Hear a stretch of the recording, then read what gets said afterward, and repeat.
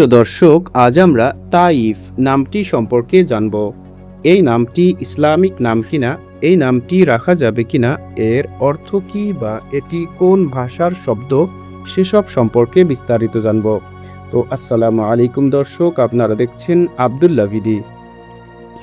ইসলামে সুন্দর নাম রাখার ব্যাপারে বেশ তাগিদ দেওয়া হয়েছে।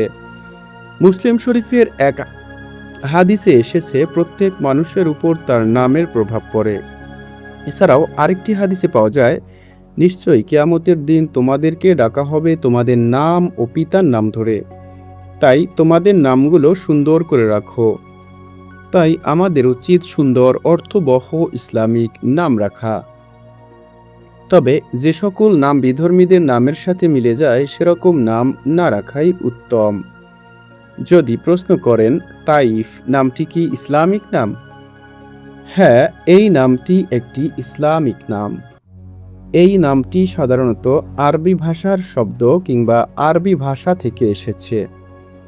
এই নামটি মুসলিম ছেলে শিশুদের নাম হিসেবে রাখা হয়ে থাকে। আপনাদের নামের অর্থ জানতে কিংবা ভিডিও পেতে কমেন্টে নামটি লিখে সাবস্ক্রাইব করে রাখতে পারেন। তাইফ নামের অর্থ হচ্ছে তাওয়াফকারী বা প্রদক্ষিণকারী।